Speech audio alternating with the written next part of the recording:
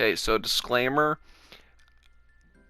I'm not attending another year of high school, and I know that the COVID measures have changed everything, like based on how the school or how the whole system's gonna function. So I'm gonna be basing my ideology off of what I experienced in my last year and what I experienced in my first year of grade 9.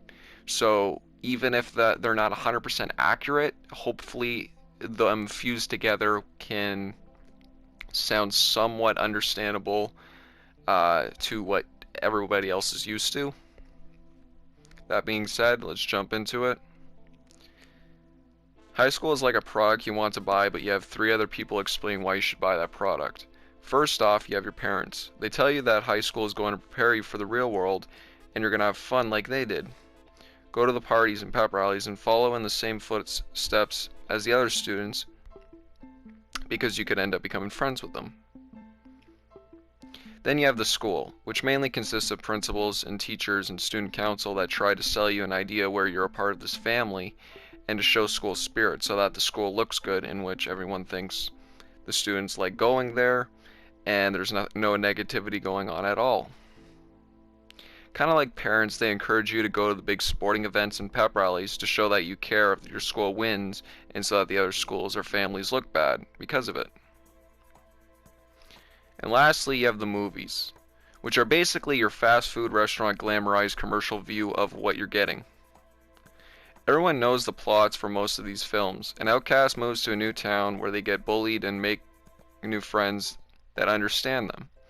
There's always conflict plus the final event where they end up winning in the end and prove the rest of the school wrong. Or bullies get what they deserve and things slightly change after that. Now, luckily, the only movies I had to go off of what high school was based around was The Breakfast Club, Ferris Bueller's Day Off, and Diary of a Wimpy Kid. Technically, even if it's a middle school film, it's still it's still a middle school film. So it should technically, well, I mean, yeah, I guess it's a mixture between high school and middle school. It's been a while since I've seen the movies, but I feel like they do a good job wise. But I know for the most of you, I'm going to hear Heathers, Mean Girls, and Clueless. Before I get into the guide, I'd like to recommend a few different movies to prepare you for high school that I believe are great examples of what to actually expect. First, Pump Up the Volume. Pump Up the Volume is essentially a movie where the main premise of the movie is this lonely like outsider guy has this pirate radio station that like broadcasts to the school illegally, and promoting that, like, or it starts off as like a comedic gag thing where he plays this like very few things I can say on this channel. This very excited, exaggerated character that's that's designed to make people laugh through immature stuff. But as the movie goes on, it becomes more than that. He starts to become like this kind of like rebel talk show host that talks like bad about how the school ends, or how like stuff is going on at the school, whether it be like, the corrupt principal or the schools expelling students when they shouldn't be because of the reasoning behind it is like, it's dumb reasoning.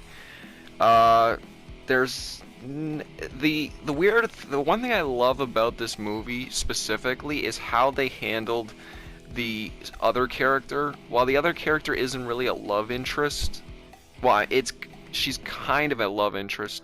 Like I like how despite this still being a 90s movie, they have a charm to it where they know, like, focus on the plot of the film and don't show the extra stuff. Like there's technically like a makeout scene, but it's not really like a full-blown scene that, like as like other 90s or 80s movies had, and it was done tastefully as well as just every other character in the movie was written well. Even Seth Green was in it as just a main throwaway character that has something to do with the specific scene. But yes, highly recommend Pump Up the Volume. I think it's very hard to find nowadays. It used to be on Netflix, and now it's off Netflix. And it used to be on Crave too, I believe, and that also got removed. I'm not one for promoting going online to find it, but you know, if there's nowhere else to get it, you know, you have Amazon, or you can just look up free movie stream. Don't download it though, because downloading is illegal. Second would be Perks of Being a Wallflower. It's another movie that like I think anybody can't recommend enough, really. And to be fair, I don't want to say it's overrated, but I like to think that Pump Up the Volume is better in the message of what high school is, well, what high school can be like outside of the glamorization of it. Perks of Being a Wallflower is the seriousness of what people can actually go through. And Charlie is a very relatable character, especially if people that struggle with you know, mental illness, in the lines of like having trouble speaking with people and just having trouble making new friends, that he ends up making friends with like this whole outsider cast that's actually like more huge than or the family wise is like more huge than the actual probably most friend groups, just by the, but keep in mind that he is a junior and he's hanging out with seniors that are going to be graduating. There's nothing I don't want to spoil this movie, and that's all I'm going. That's like my best description of the movie. Not to mention a good soundtrack, and I like to think that the writing is mostly good, aside from the obvious fact that if you're a music fan, you know exactly what I'm talking about. My biggest problem with this movie, but despite all that, it's a great movie. Highly recommend you watch it. Even if you think that, or even if the tone is very serious and kind of like you're not too sure about it, it doesn't matter how old you are. You should watch this movie if you're going into high school. Period.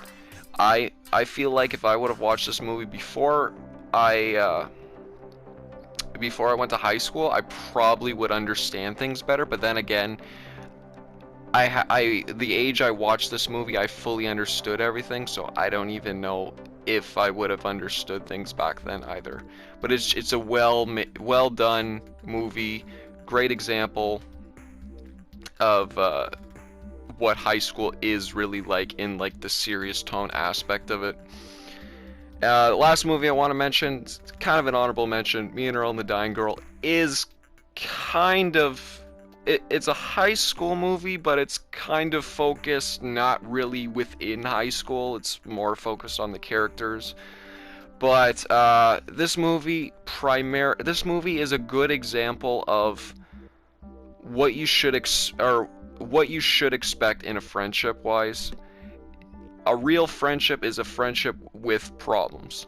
And that's all I'm going to say is what this movie really the main idea of the main takeaway from this movie is that friendships have problems, and you want a girl like Rachel as your friend, or a guy. Just you want someone that resembles Rachel.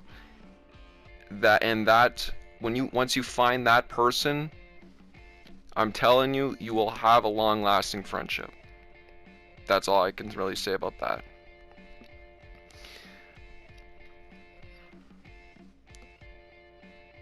Alright, so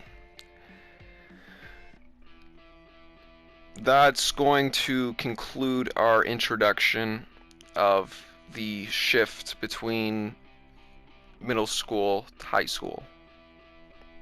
There will be we'll continue episode 2 or part 2 in the next video, which will be releasing at some point.